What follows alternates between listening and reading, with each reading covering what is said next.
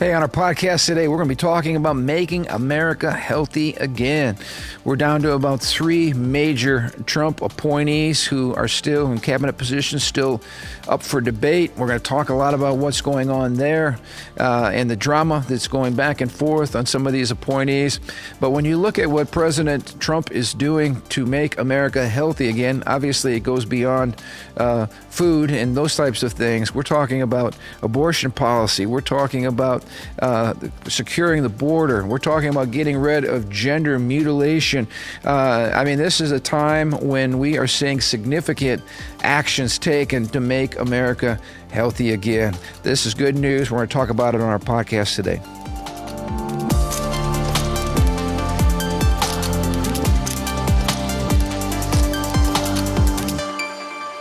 Welcome to the Ron Johnson Discipleship Podcast.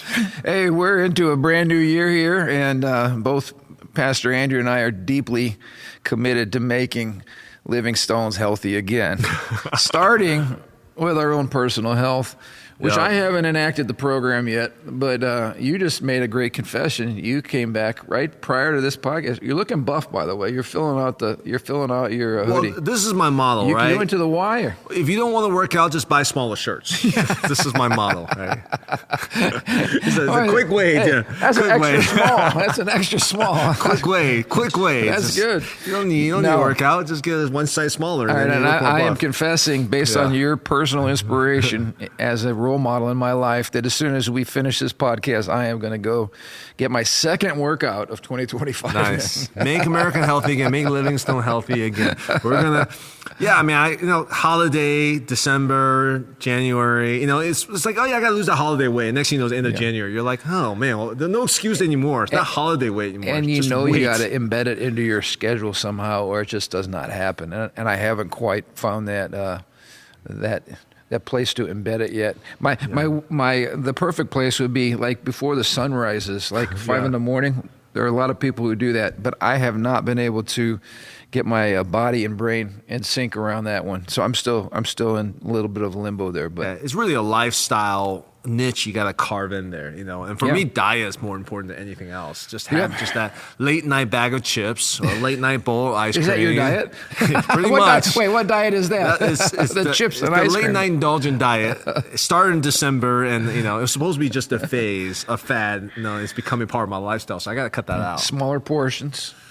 Yeah, I don't eat great portions. It's the little snacky stuff at the end of the day that kind of just get at me. So I have a feeling when we get our glorified bodies and we're on the new heaven and the new earth, we will not have to worry about like vaccines, about MAHA, Make America Healthy Again. We're all going to be healthy. We won't have any problems, with overeating potato chips or ice cream or whatever our weakness is. So it ties into the argument of, do we need self-discipline with the arrival of the new kingdom of God?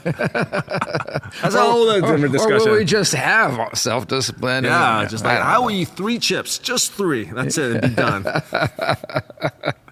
One day. Well, we are recording this a tad bit early, and at the time of our recording, we have 3 more critical appointees to the Trump cabinet who are hanging in limbo. Let's begin by talking about RFK and the whole, since we're talking about health. Your observations on some of the questioning and some of the, I guess, attacks or legitimate questions you might have for him. Yeah, I didn't watch the whole thing. I couldn't watch the whole thing because after a while it's like drama theater, and these senators are. I don't know, man. I'm sure it's on both sides of the aisle. This is not just the Democrat, Republican. It's both. But it's just kind of like they have to stir up this rhetoric and this drama, indignant. And it's just like, you guys all do the same thing. What gets me is a hearing, right? So you're supposed to be there to vent your concerns, legitimate concerns you have, and you're really there to ask questions. You're not there to lecture or if you've already made up your mind, then why bother even showing up? And some of these folks have already declared, like at the outset, that, there's no way I'm going to vote for this person because I feel they're unqualified. So I'm just going to provide some optics, for the party or for my own. For social media. Yeah, for social media. And that gets to be a little bit, tiring over and over again. Yeah, is anyone's mind actually changed? Like after I saw this, I was like, oh, I was going to do this, but now I'm going to vote this way. Does anyone? Don't people? I don't really know. It's really for the public to see. It's really for Americans to see. Yeah, and that's why I appreciate some of the Twitter clips and things like that, X clips, that you can go and just watch people actually talking and listen for yourself without any commentary. It was Senator Rand Paul, who is a physician, right? I believe he's a physician. Eye doctor, maybe? Yeah. Something like that. Anyway, so a lot of times, for instance, with RFK, they call him an anti-vaxxer. And he's raised some legitimate concerns, whether it's with autism or some of the other issues where there's just a lot of questions. And I so appreciated Senator Paul. He said, you know what? The reason people at home in your neighborhoods, that you represent, have no respect for what takes place here in Washington and no sense of credibility is, he goes, you guys fail to put yourself in the place of a young married couple, and the mom just had a baby, and now she's being told she has to get a hepatitis B vaccine. He says hepatitis B is for people who are sexually active and who are using drugs. Now, it begs the question, why in the world would you inject a hepatitis B vaccine into your newborn who is not sexually active or a drug user? And then that's just one of a myriad of recommended vaccinations. I think I read somewhere there's like 70 plus vaccinations that you're supposed to inject your children with. And while Paul pointed out, he said, measles and some of these other vaccines, which have been game-changing, he says it's not that we're anti-vaccine. He says, but you have to use your common sense and just ask the question, what is the push? Is it just because some government official or some health organization official tells you that this is recommended or that you must do that? Or again, you get all this pressure. If you somehow go, you know what, I'm not ready to put that in my child's body, then you get called an anti-vaxxer or a conspiracy theorist. Bad parent. Yeah, bad parent. You get all kinds of abuse, and sometimes there's repercussions, like you're not able to be, say, enrolled in school, or, we ran into this even for colleges. They had certain vaccination requirements, and then not even to mention, as we've talked about at length, the whole COVID thing was a massive erosion. Rand Paul pointed out that there is not one death by COVID for any children. All right, there was not one child, a healthy child, that died because they didn't get a COVID vaccination or that died of COVID. Mm-hmm. And yet they were encouraged. They kids could not get in school. They had to get this vaccination. Like you pointed out, if you didn't get the vaccination, you were a bad parent. He goes, the facts are that age group was not targeted at all. There was no, the COVID did not target that group. It was older people and overweight people. So again, if you're in that category of certain age or you're overweight, then yeah, maybe consider getting the vaccination. But he said, this type of expert, pseudoscience. Follow the science, follow the facts. He goes, this is not science at all, and it's not facts. And so there has been a massive erosion of public trust. And his point was, use some common sense. Stop calling RFK an anti-vaxxer just because he questions the rapid onset, for instance, of childhood autism. And you listen to actual parents who said, my child was just fine until I got this shot. And then after the shot, my child went from speaking 100 words to speaking no words. Okay, well, we don't, as he pointed out, we don't know for sure the causal connection there. But why is it wrong to ask the question? Why is it wrong to say, hey, maybe we need to do a little more research, or maybe we should look into this? Why is there such an automatic, knee-jerk reaction? Unless maybe, as he pointed out with Senator Bernie Sanders and others of that committee, maybe you're getting hundreds of thousands, if not millions of dollars from the pharmaceutical companies in return for your support of what they're doing. Yeah, I mean, RFK seems like an existential threat to not just big pharma, big food, maybe other big lobbyist industries. And again, all these I think it was in a different hearing with maybe Kash Patel when Senator Kennedy from Louisiana was he's got to be one of my favorites. I love that guy. He has this draw. You meet him, you think that he's just this I don't know. He's like he like works at a tavern or something like that, But he's a senator from Louisiana, very popular senator. He's incredibly brilliant. I think he's a lawyer. He comes off like just like a normal dude, right? Like a sudden draw and talks kind of slow, but he's talking about how like the conspiracy theorists have been right about all these different things, and I, as a parent, and I have several young children, and I don't know what to believe, what to think. You tend to trust your pediatrician, but again, you're thinking what information is your pediatrician getting, because is your pediatrician studying the latest research and how about like during COVID, we found that the doctors and physicians and hospitals were given medical incentives for prescribing certain protocols. Yep. And so now your prescription of certain protocols or drugs is directly tied to kickbacks. We don't want to, that sounds like you're committing a crime. Well, they're funding. But your funding source. So and the more that you prescribe, the more money you get. Yeah, it's not because it's the most effective treatment.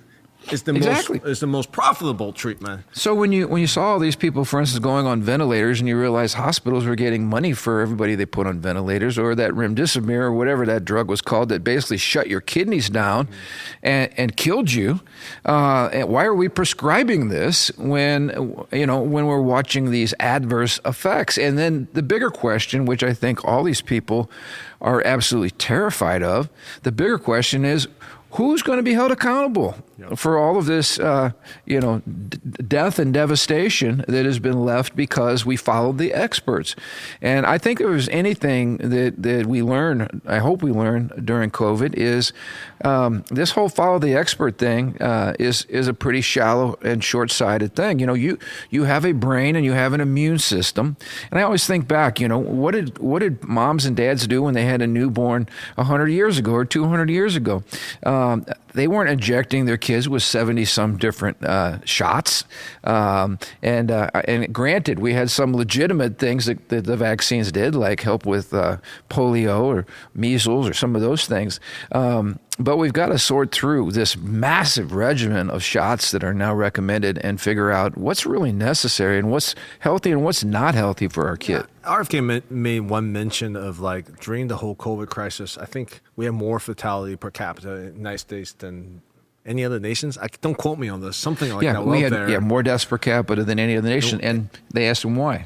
Yeah, and I think one of the reasons is because we're also, just in general, Americans are less healthy than most other people in the world, which is like, that makes no sense whatsoever, right? And I mean, some of it could be tied to our prosperity and our lack of self-control we talked about earlier. I don't know, but I think there's a lot of factors associated with it because, I mean, that question needs to be asked, right? If we're this advanced nation, right, and our education, our reading levels are way below, or mathematics levels way below world standards, our health is way below world standards, we need some disruptive forces to look at that with a different set of eyes, ask different questions. And I think RFK represents that disruptive force. Do I agree with everything he says? Probably not, but he represents that disruptive force. And again, when I see these establishments so upset at RFK, not just the D's, also the R's, that elicits a little bit of excitement in me because I want someone who's disruptive in this industry. You pointed out something that I thought was brilliant.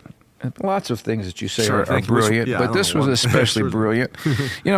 When you said, like, who do you believe, right? When you're looking at, this was back during the election cycle, especially the previous election cycle with Trump and with Hillary Clinton. You said, hey, when you look and you track down who is the one person that has been attacked almost nonstop from the minute he declared he was running for office to the minute he got into office, every second after he was elected, and then for 4 years after he wasn't even in office. And that person we're talking about, of course, is Donald Trump. Why? What explains this kind of vitriol? What explains this kind of, Trump derangement syndrome, which is a real syndrome? What could explain all of this if not for the fact that the corrupt swamp, they know who has the power to expose it all and to bring it all down. And I think that's happening, and it's being exposed right now in all these hearings. You're not getting the normal questions about a person's qualification. You're getting attacks on their character. You're getting all kinds of, if this person's elected, this is going to happen. It's going to destroy this. It's going to destroy that. America will never be the same. And honestly, you need to go back to the words of Jesus, who obviously was the wisest of all persons, who said this, you can't serve me and money. Follow the money. There's a lot of money to be made in all of these things. And that's part of the undercover corruption that I hope will be exposed by some, as you pointed out, disruptive forces. We've got to have people that are willing to come in and lift up some rocks and leave no stone unturned to get to the bottom of things. I think that is, you can talk about abortion, you can talk about being conspiracy theorists. I think this is the non-conspiracy for me, is that money rules D.C. That's what I believe. Money runs D.C. It's the root of all, the love of money is just the god of Baal. We talked about this before. The demonic god of Baal runs D.C. So there was an interesting clip, one of the clips I saw of RFK and I think Elizabeth Warren. And the first question she asked was not like a question. She's like, "Do you commit to after your tenure as this cabinet member, 4 years afterwards, to not receive any money from Big Pharma or whatever as lobbyists and blah blah blah?" And RFK is like, "Are you on me? Me? Those guys don't want to send me money." And that encapsulates, I think, what people feel, right? And she was also the one, will you commit that you will not sue these drug companies? And he would not commit to that because if they've done wrong things, they should be sued. And he also pointed out that she was a big recipient of drug money as well.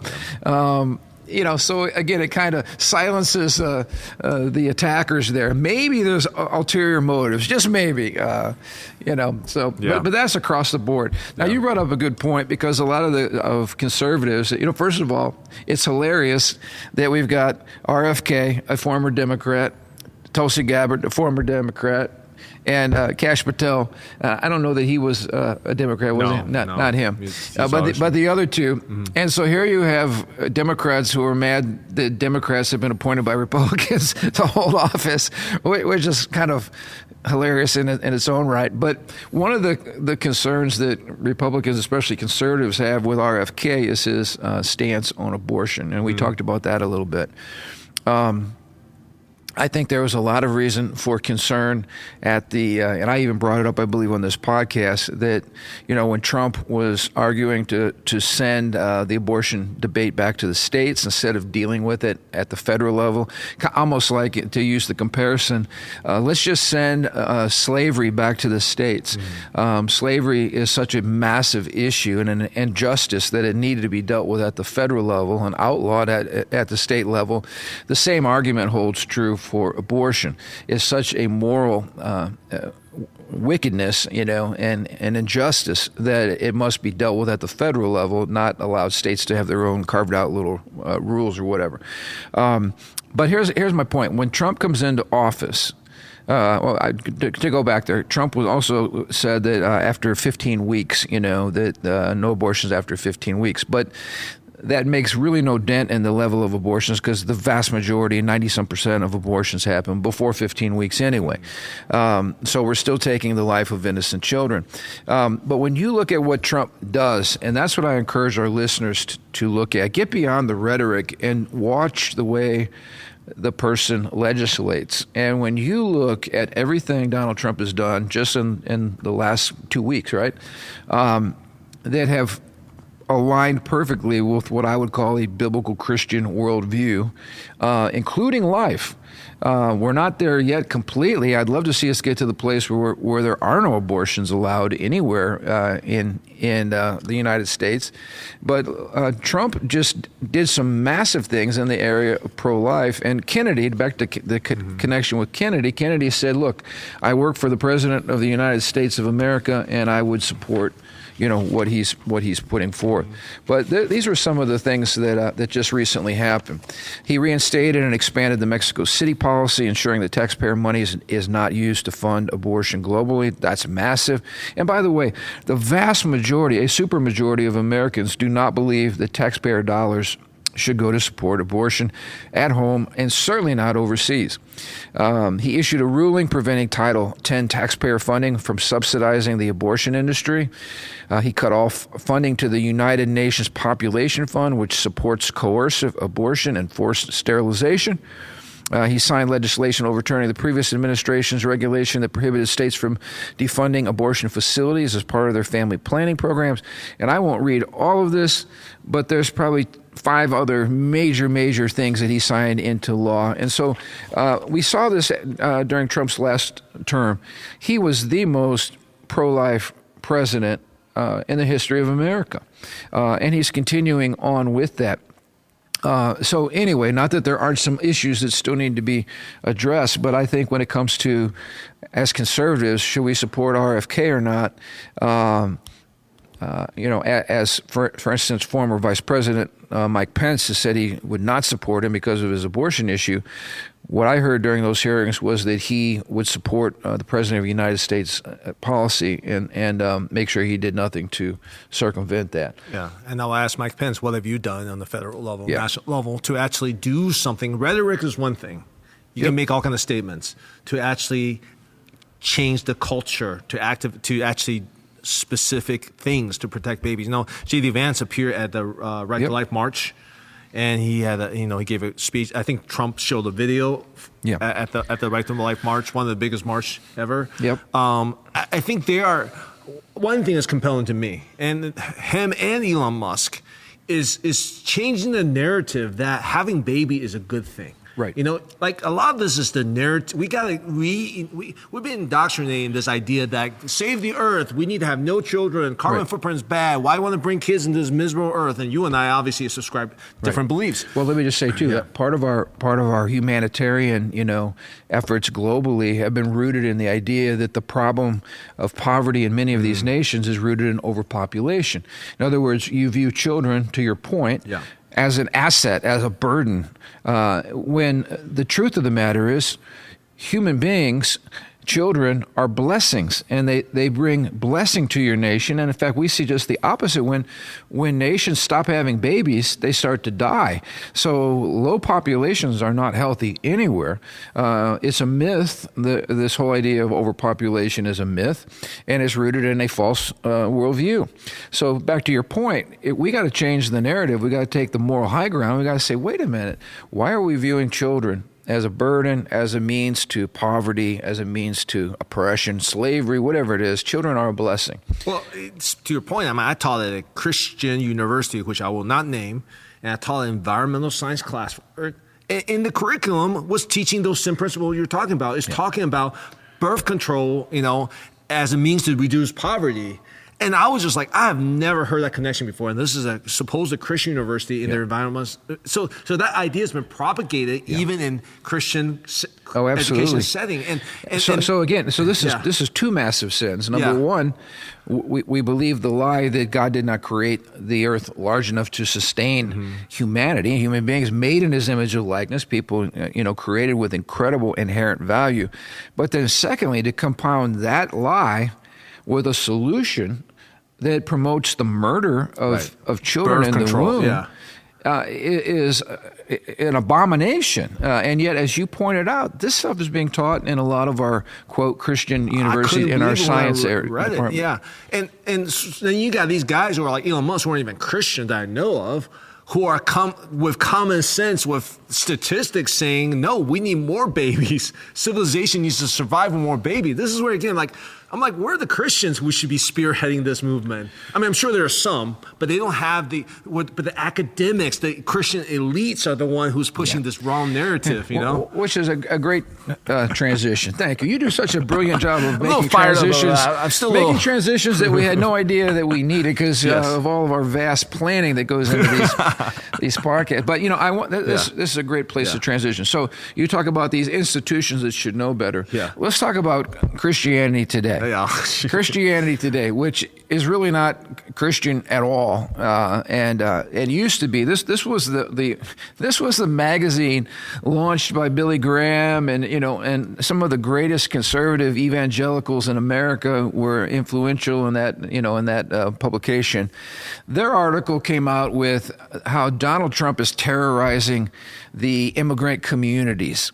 Now, again, there's no talk about the over 300,000 kids who have been trafficked who are missing and don't even know where they're at. Don't even know where they're at. There's and the obviously drug being trafficked in, the people being trafficked in. It's based on two more lies. The first lie is that Donald Trump is just coming in and deporting every single a person who's here who's not an American citizen, which is not true at all.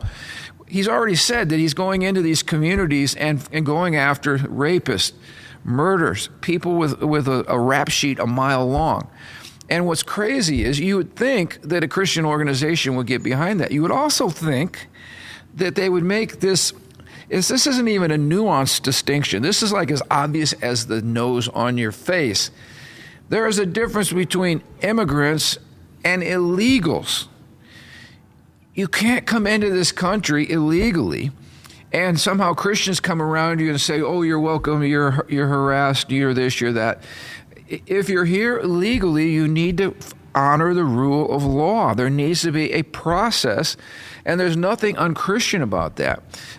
It's also interesting that the left likes to suggest that the American economy wouldn't be able to function if it were not for illegals who are in this country, because there wouldn't be anybody to do certain things. And I've seen the application made that if you took out illegal aliens and put in slaves, you'd have the same argument. Same arguments that were made during the slavery times. Civil War. Yeah. Our economy won't be strong if we don't have slave labor working in our cotton fields.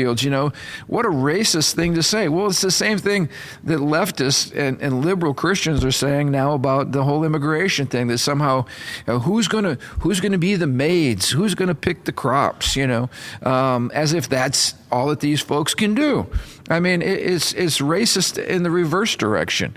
Anyway, I guess my burden is, and I'm talking out loud right now, I'm talking on the fly, but where do we teach these types of things so that we don't have Christianity Today magazines that go completely off in left field? Yeah. Where are we teaching godly people, Christians, how to view these issues from a biblical worldview perspective, if not in the church? I mean, it has to start in the church. But this is the confusing part, right? Because Christianity Today is this mainline Christian flagship magazine that's supposed to historically. I mean, you and I know same, but I grew up with, Christianity Today in my dad's church. That's the magazine that people go into. So Christianity is so confusing right now because you have practical things, solving practical problems, thinking, hey, if it's illegal, it's illegal, and if it's illegal, it's a crime. These are practical things. And then you have this twisting of Christianity to fit a certain narrative. I think most people would just look at that and they're just like, I can't associate Christianity with anything because you got your brand and you got your brand Christianity. This is confusing. No, you're exactly right. Yeah. What's Christian anymore? Even the label evangelical. I don't know if I'm called an evangelical anymore. It's like guilty by association. Right. But you look at this immigration stuff. I remember back when President Obama his administration was in power, and we actually had people, Middle Eastern Christians, who were being attacked by ISIS. And they were on a mountain. Remember that? They had chased them up and they had them pinned on this mountain or whatever. And they were seeking help from the United States and they were seeking asylum. Like, these used to be the people groups that we would go after. People who shared our Christian values, people who were truly being oppressed, starved, attacked, murdered, raped, and we would provide a refugee status to literally save these people's lives. These are not the people that the Obama administration was letting in, just the opposite. We were letting in large Muslim populations, many of them were radicalized, and who care nothing about our worldview or our values. And so the whole system is terribly, terribly broken. The other thing I saw that cracked me up was, Tom Homan is going into our sanctuary cities, like Chicago, right by us, and taking out the bad guys with no help at all from the mayor, the police, or anybody else. And so somebody asked him at a press conference, they said, Tom Homan was only here 24 hours and he arrested this guy and this guy and this guy who are all major criminals. And he did that in 24 hours with no help. What are you doing? And his response was, that's not my job. So here's the mayor of a mega city who really could care less. In fact, the progressive actually view the rapists and murderers and folks here illegally to terrorize our communities, they view them with sympathy, as if they're the oppressed. And these politicians are the new savior who comes in and saves the oppressed. These people are not oppressed. These people are wreaking havoc in our communities, and they should be imprisoned or exported as soon as possible. And what's so frustrating about this is it comes off at this humanitarian, we're caring for people, we're bringing them, but they're dropping them off in the neighborhood that you would never live in. These politicians would never live in. We saw that. Look what's happening in New York or Chicago, especially in New York. Now, Mayor Adams actually heard the people, and my understanding is he actually started to kind of push back a little bit. At least he voiced his desire to help. Boom! They got him. They're indicting City council, him. the police, the federal government put the weight on him because he's told out of line versus having an honest discussion about what that looks like. I'm like, if you really want to help people, you go live. You have them come and live in your house. You politicians live in your gated community. Well, look what happened in Martha's Vineyard. I loved it when all they went up to people and they said, "Hey, do you support sanctuary cities?" Oh yes, let's be accepting of everybody. Hey, great. We just have a busload out right in front of your house. Can you let in maybe 10 or 12 live with you? You have a nice big house, and obviously you could afford it. See, here's the thing. You and I are probably pretty qualified to speak because you and I have many people live in our house. Yes. Okay. We have actually. So you bring up a good point. Yes. So we've opened our house to many people as you have. Including myself. Including yourself. Yeah. But let me just say this. When I open up my house, I'm vetting whoever I'm inviting into my house before they ever get an invitation. Do I just put hey, y'all come, anybody who needs a place to hang out? No, because my primary concern is the safety and well-being of my wife and my children. So if there's any hesitation, any questioning, in fact, there was times when we didn't let young men, for instance, into our home because of my 4 daughters and because of the age that they were. In other words, they had to be a good fit. And it had to be a person that we trusted, and it had to be somebody who was willing to abide by the rules of our house. This isn't rocket science. Why in the world would you drop off busloads of people who have not been vetted into a community, and then you shame the people for not letting them live in your house or giving them free handouts from your tax dollars? And then we shame these people as if they're some, moral degenerates. It's like, what is the matter with you people? And you wonder why you got absolutely destroyed in the last election. Hello, wake up. This is common sense again. And I would say, if you really want to help, let's get to the heart issue. If you really want to help somebody, and you and I have both learned this, just giving them free place to live, free food, doesn't change their hearts. No. It doesn't change their behavior. In fact, that might be the worst thing that you could do for them.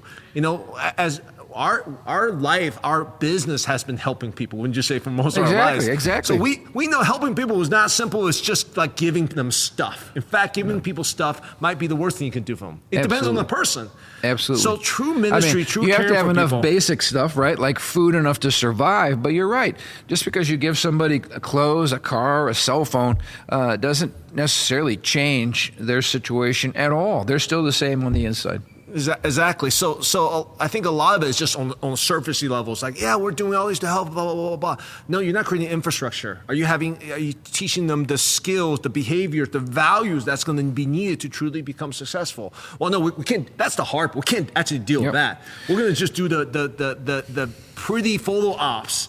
And let's just be real, like allowing all those illegal immigrants in, is it really to care for people, or do you have other incentives behind that? Or is it for cheap labor? Or is it for votes? I love Ron DeSantis because you use that other term that the left loves to use, undocumented. Yeah. You know, he said, let's knock off this undocumented stuff. He says, undocumented means you got pulled over by the police and you just happen to not have your driver's license with you. You're undocumented. Undocumented doesn't mean you're in this country, but you left your documents at home. No one's got documents because they never went through the process to get documents. So let's stop using that language as if they just left them somewhere or whatever. There are no documents because the whole thing stinks to high heaven. It's completely illegal. And we look at like one soft case or one difficult case. I'm sure there are many heartbroken cases. I'm sure there are. But let's look at the big picture here. What precedents are you setting? You're setting the precedents in which America has no borders. And if America has no borders, any nation has no borders, it ceases to become a nation. So pretty soon we won't have the luxury, we won't have the funds, we won't have the ability to service anybody. Yeah. That's the economic reality. And we spent 4 years living in a parallel universe under Biden.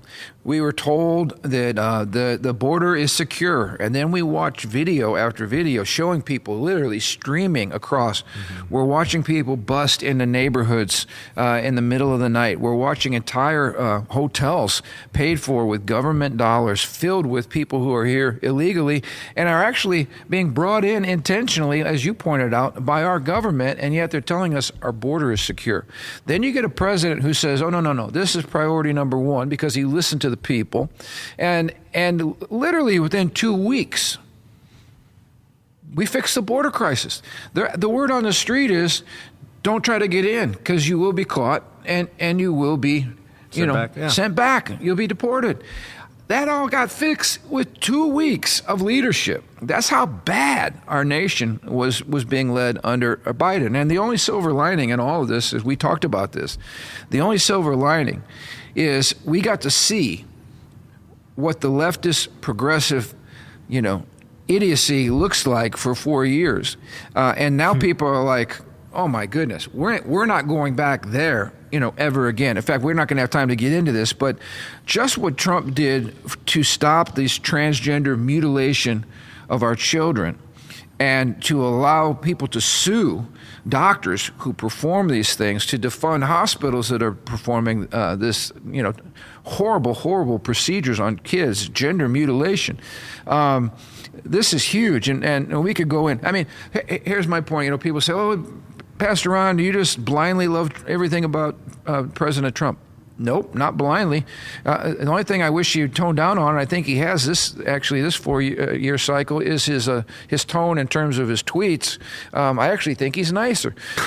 But my point is, these things are like so tiny, minuscule compared to look what he's doing, not how he's doing it or what he's saying. Look at what he's doing, and if you can show me a leader who lines up more with a biblical Christian understanding of government and law and human rights and religious liberty and all these issues that are so near and dear, and if you could tell me somehow that Kamala Harris would be anything close to what we're getting right now, I don't think anybody's foolish enough to make that statement. So we should be, and I know you and I are, and I know many people are. This is a new season. There's a lot of hope and optimism.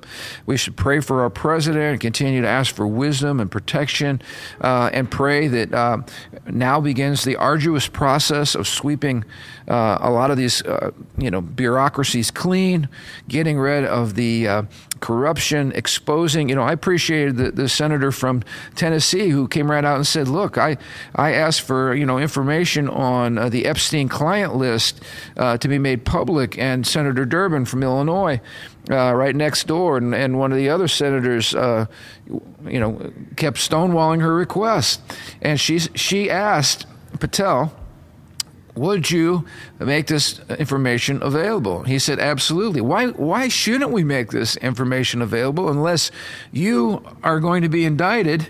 You're going to be held responsible, and maybe you were a participant of what took place with Mr. Epstein on that perverted island. So these are things that normal people care deeply about, and there's no reason why we should not have the information I was before listening us. to Tucker Carlson talk to someone about why the JFK files. I guess there was a unanimous vote 20 years ago, whatever, it's in Congress, unanimous. Never happens that the files should be released within the next 20 years, which is a weird law. The point is, like, there's been battles and battles to not get those type of information released because of elitism. I don't know what it is. I don't know why. But, like, at some point, it's like someone needs to just go into the temple and turn over tables and say, hey, this ain't working for the American people. This DC thing is not working. Like, we're not fulfilling the Constitution. We're not serving the people. No one likes you guys. Okay, most of them. I don't like it personally. Something needs to change. And hopefully these guys are the sledgehammers. Are they always nice sledgehammers? No, but they're sledgehammers. And like Jehu in the Bible, sledgehammers are not people that we all go run around and go, oh, I just love that person's tenderness and thoughtfulness. And no, sledgehammers are disruptive, and you have to choose the right tool for the right job. What we need right now are not perfect candidates or perfect appointees. Those people don't exist, but we do need people that have a respect for the Constitution, the rule of law, an understanding of one law applied to everybody equally. That's justice. So all this DEI stuff that Trump's getting rid of, again, this is beautiful because he's saying we're going to get back to a merit-based system, and we're not going to have, again, reverse discrimination built into our system. So this is all cause for rejoicing. I think it's going to boost American excellence. It's going to certainly boost the economy. We're going to stop shipping how many millions of dollars worth of condoms to Gaza or something like that. I don't remember. I mean, the stuff that's getting exposed because of all this perverted, twisted LGBTQ, element of P, QRSTU, pro-abortion, all the alphabet There's so stuff. much I was reading something like certain states are sending so much funding money through NGOs that's used to do all these kind of things that it's just like money is like the United States is a sieve. Like all the monies are just funneled out. You wonder why inflation is so high. You wonder why our national debt is just inconceivable at this point. Something's got to change. And this is for another broadcast because this is cutting edge. But the price of eggs. Yeah. Do you remember under Biden? I remember on the X feed, we'd see these pictures of chicken factories or whatever, wherever they were raising chickens. I don't know what that's called, but going up in flame. I mean, massive poultry warehouses where they were raising chickens and providing eggs and providing, poultry, whatever. And like every week there was another fire, and it was just weird. Like how do you start a chicken factory on fire? I mean, how does this happen? But we have an egg shortage, and of course the prices are going up. Something as basic as eggs, but again, it doesn't happen in a vacuum. There are causes behind all these things, and I think as you shine the light in some of these dark places and you actually get exposure and transparency, you're going to see answers. And again, God has blessed us in this nation with so much, and so much of it is wasted on perverted and wicked things that I think we're going to see again an incredible rebirth. We need to keep pushing, though, that the church be the church, that we keep teaching people correctly, discipling people, and that we take this opportunity to preach the gospel. And I think we're seeing that too, and lots of great things happening. So anyway, thank you guys for tuning in. We appreciate your support. Please share this podcast far and wide, especially as you've got friends who might be interested in this. But we sure appreciate being able to spend this time on a weekly basis with you. Until next Thursday, have a great week.